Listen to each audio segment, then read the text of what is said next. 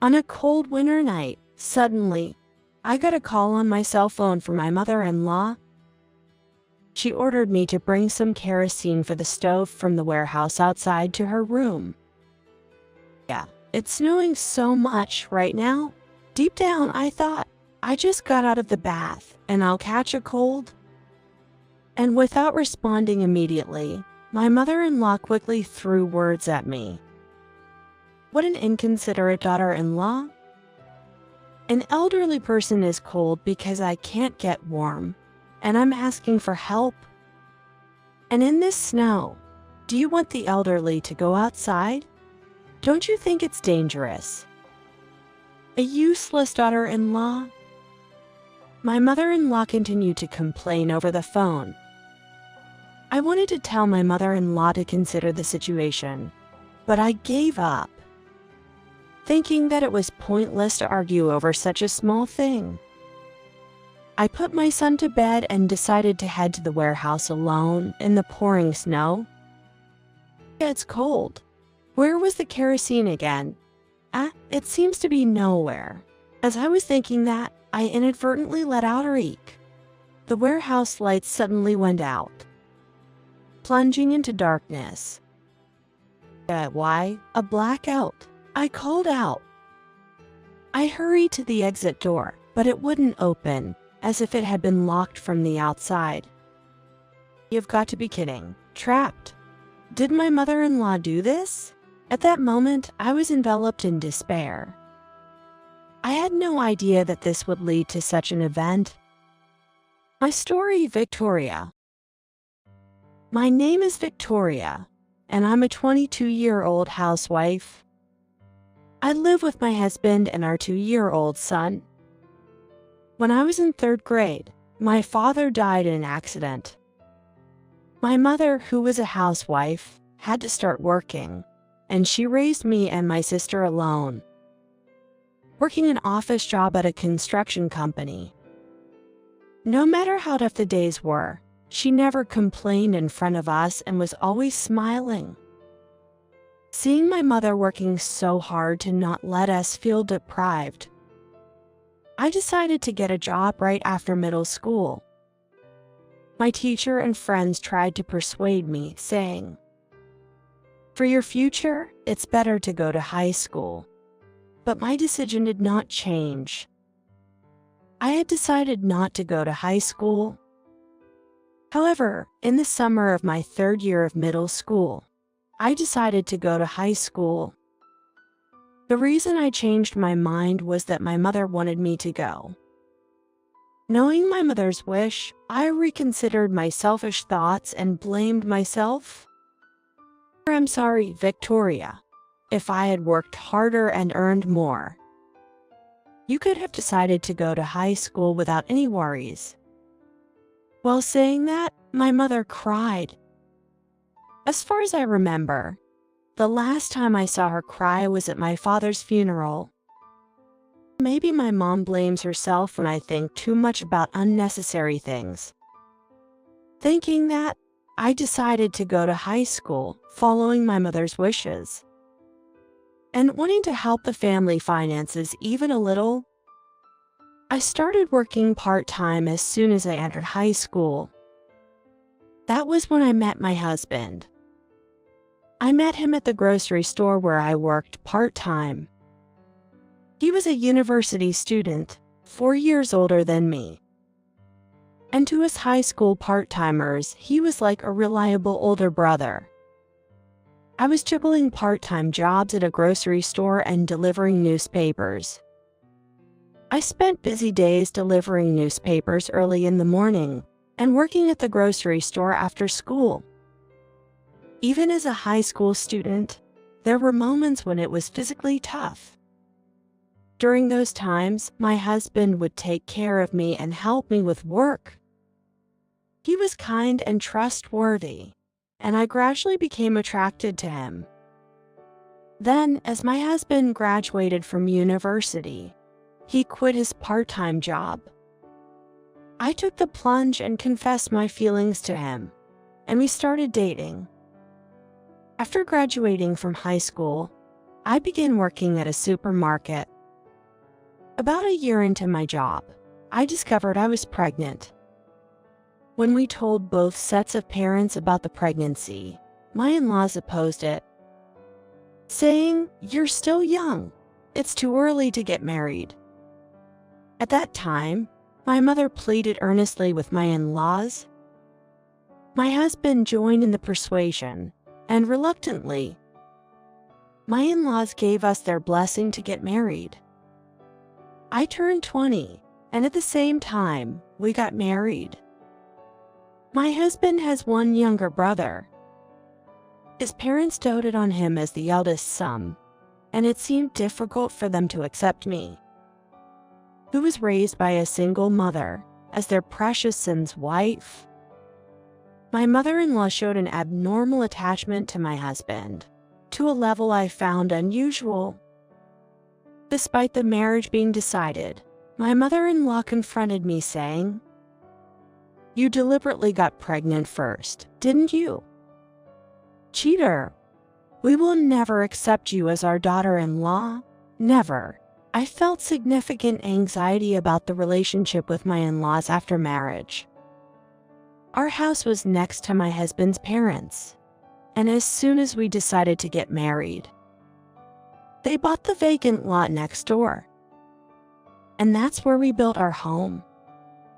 At the time, I frequently consulted with my husband, saying, "Don't you think we should carefully consider living next to your parents? They will have to be mindful of us being around all the time." Yet, my husband was nonchalant, saying, "What's the problem? They can help with the child, can't they?" I realized after marriage that my husband had quite a mother complex. Even when my mother-in-law made sarcastic remarks in my presence, my husband didn't care at all. While I was pregnant and supposed to be resting due to poor health, my mother-in-law approached me saying, "Even though my son is working hard, why are you just lying down? You're just skipping housework and sleeping. What do you think you're doing?" I couldn't stay silent and discussed it with my husband. "You know, the doctor told me to rest for a while. I don't want to come off the wrong way, so could you explain it to your mother? But it's the truth, right? You're lying down. I don't think Mom is wrong. It's a fact that you're not doing the housework." My husband didn't care about his wife's health and sided with his mother. I was astounded by his attitude. When I was working part-time at the convenience store, I thought of him as a reliable older brother figure, but now, my anxiety was growing because he was completely unreliable. Then, on a day when decades of heavy snow fell, an incident occurred. That day, my husband was late coming home from a drinking party, so I was preparing our son for bed. Suddenly, my mother-in-law called me on my mobile. "Victoria, are you free right now?" "Well, I'm getting the child ready for bed right now." "Oh, is that so? Sorry to bother you, but could you get some kerosene from the storage shed and bring it over? It's so cold, and we've run out of kerosene for the stove. I think I might freeze. And this heavy snow now?" Well, I hesitated, thinking, I just got out of the bath and don't want to catch a cold. My mother-in-law bombarded me with words. What an inconsiderate daughter-in-law. An old person can't get warm because it's so cold, and I'm asking for help. And you want an old person to go out in this snow? Don't you think it's dangerous? You're a useless daughter-in-law. As my mother-in-law continued to complain over the phone, I wanted to tell her to consider the situation, but I resigned myself, thinking it pointless to argue over trivial matters. I certainly would be in trouble if I couldn't use the stove in such cold weather. I thought, deciding to heed my mother-in-law's request. I put my son to bed and, as the snow fell heavily, decided to head to the storage shed alone. The shed was located between our house and my in-laws. Trembling with cold, I unlocked the door, turned on the light, and searched inside. I looked for kerosene where my mother-in-law had told me it would be, but I couldn't find it anywhere and was bewildered. Where could it be? The kerosene. Just as I thought to contact my mother-in-law, the lights went out in the shed, plunging it into darkness. Eek! What? No way! I involuntarily raised my voice in surprise. I hurried towards the exit, but it wouldn't open, as if it were locked from the outside. You can't be serious. Am I locked in? Did my mother-in-law do this? At that moment, I was enveloped in despair. After enduring endless insinuations and sarcasm, now this, I was deeply disappointed from the bottom of my heart. It was a day of heavy snowfall, said to occur once in decades. Even inside the shed, it was below freezing without heat. I realized that being trapped for a long time could be life-threatening. And I was also worried about my son, who was at home alone.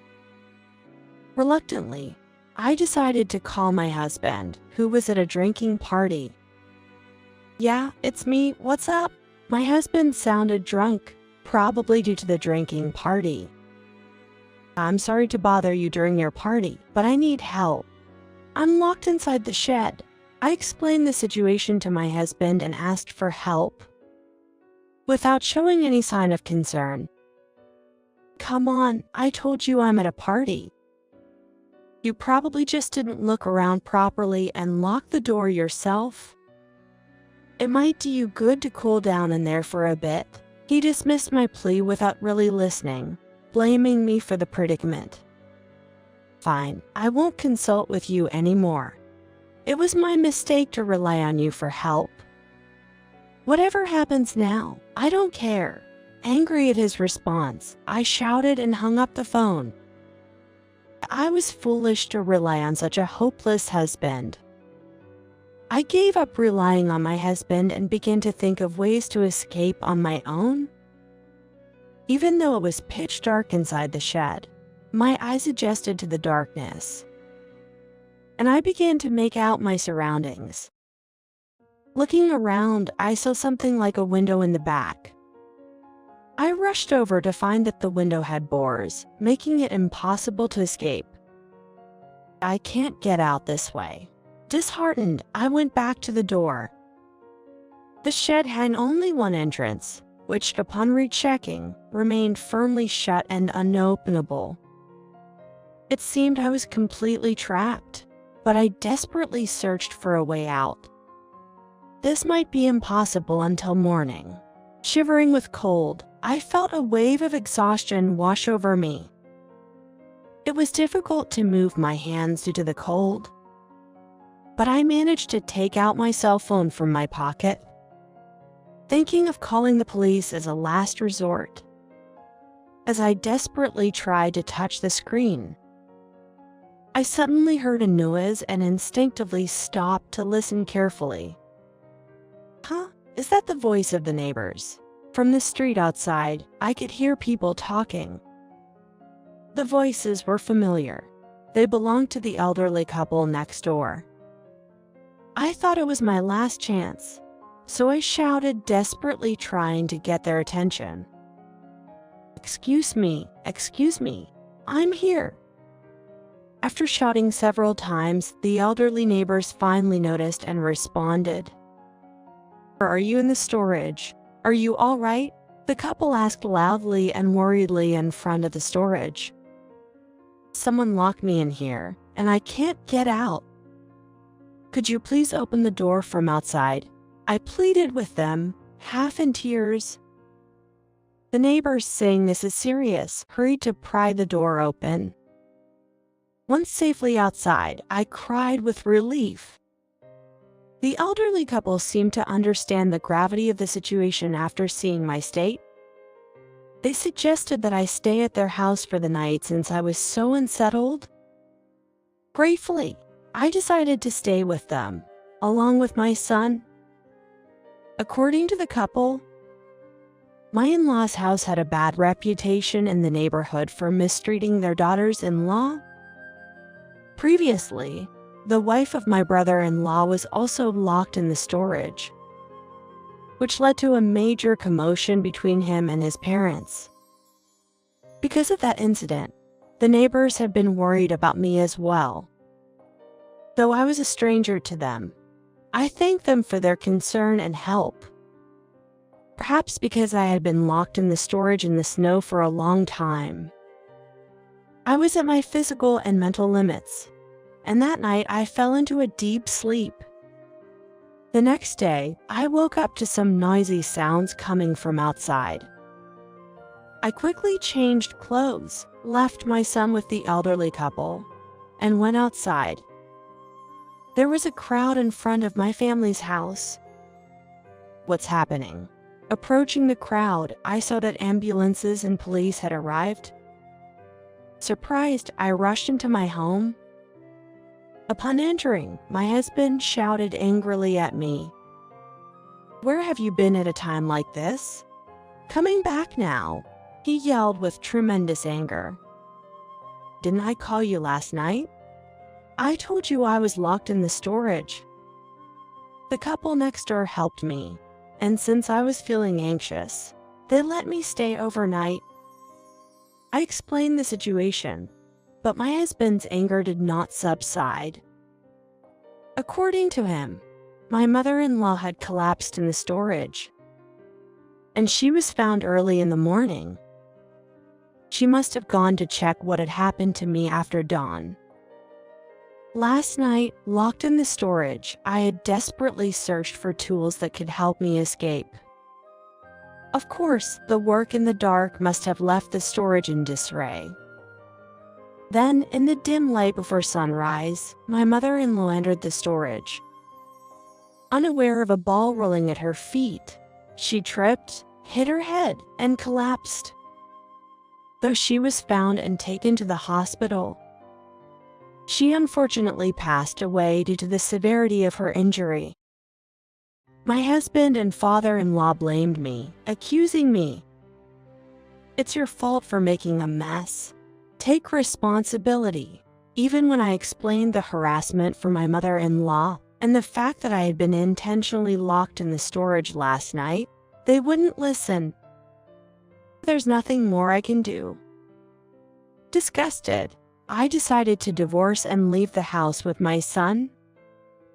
My brother-in-law seemed to understand how I felt and said, "Dad and brother are a bit crazy. It's natural for Victoria to leave. I also can't stand what's been done to my wife and the attitude towards Victoria. So I'll cut ties with you as a family." Then my father-in-law and husband, in a fury, began to yell and shout. "You all talk about divorce and cutting family ties on your own, but don't think such a thing is possible. I will not agree to a divorce. After all, you're the one who staged the whole warehouse incident to make my mother look bad, right? Dishonorable. Be grateful that I'm still registered as your husband." Yet, my resolve to divorce did not change. "I'm truly sorry about your mother's passing. However, I can't forgive her for the harassment she directed at me. There's irrefutable evidence that I was locked in the warehouse. I recorded it on video. If necessary, I'll submit it to the police, okay?" As she said this, she took out her phone. Don't joke with me. Phones can be destroyed, you know? If it's broken, it won't serve as evidence. He ranted, refusing to acknowledge the murderous intent behind his mother's actions toward me. I was nothing but astounded by my husband's attitude and his remarks. Actually, my sister got married recently. I didn't tell you because I didn't think it was necessary. Her husband is a liar. Considering the harassment I've endured and the psychological trauma from being locked in the storage, which I have on video, I plan to file for divorce and demand compensation. Upon hearing this, the husband's face turned pale. Wait, your sister's husband is a liar. Compensation. Hey, that's a joke, right? I admit that my mother went too far by locking you in the storage. I think it was an accident. I will apologize properly for everything. So sorry. But let's not talk about divorce. Can we discuss this again, please? My husband pleaded desperately. I had been seeking a divorce, but for some time, my husband stubbornly refused to agree. My mother, my sister, and my brother-in-law came to persuade my husband and father-in-law to agree to the divorce. My mother begged my husband and father-in-law for a divorce, just as she had done when I got married. It was clear that their side of the story wouldn't hold up in court. After all, photographic evidence had also been taken. My husband and his family had to admit their wrongdoing and reluctantly agree to the divorce, signing the divorce papers. Finally, the divorce was finalized, and I was awarded custody of their son. I took my son and returned to my parental home. On the day, I was locked in the dark, freezing storage amid a heavy snowfall. I didn't feel fear because I was so focused on escaping and protecting my son. However, now living a stable life and reflecting on that day, I am often struck by panic and tears. With the support of my sister and brother-in-law, I decided to demand compensation from my husband and father-in-law. The video of the incident in the storage and the testimony of neighbors supported her claims, and my arguments were recognized. Initially, my husband and father-in-law insisted, "We will not give up custody of the child." However, I said, what would have happened to me that day if the neighbor hadn't helped me? If the child had lost his mother, he would have been psychologically scarred. I cannot let people who would casually inflict such harm on a child raise him. After this, my husband and father-in-law fell silent. Afterward, they said nothing more about the custody of my son. All negotiations after the divorce were left to my sister's husband. According to the sister's husband, after I left the house, rumors spread even further in the neighborhood of the in-laws' home that it was a house known for mistreating brides. And my husband and father-in-law received cold looks from those around them. Furthermore, when my husband's boss heard the rumors, he demanded an explanation and inquired about the circumstances leading to the divorce. Enraged that my husband had ignored my plea for help on a snowy day to go to a drinking party, the boss demoted him. My husband, whose position at the company became precarious, decided to resign. It became difficult for him and his father-in-law to stay in the company and the local area, so they decided to sell their house and land and move to a different area. Following this incident, my brother-in-law and his wife also completely cut ties with my in-laws' family.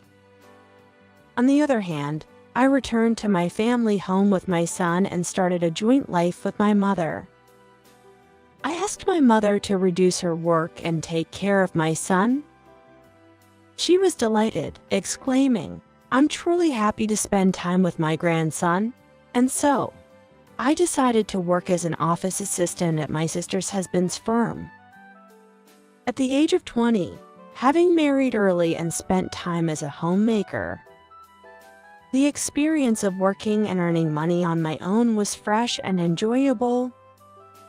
To ease the burden on our mother, who has worked tirelessly for us sisters without a second thought for her own life, I will work hard and earn more from now on. With that thought, I naturally became motivated. Furthermore, through my sister's husband, I met a lawyer and started dating him. He is more than 10 years my senior but is a very kind and gentle man. My son also feels close to him, and on holidays, the three of us often go out together. We are thinking about getting married next year, and we are currently building a new home. This new house coincides with the timing of his starting his law firm and will serve as both an office and a residence. Moreover, this kind man is also considerate towards my mother. And the new home will be designed for 2 generations to live together. I'm filled with gratitude toward my mother, who has always supported my sister and me by herself. I am spending happy days with my family, and we will always be together.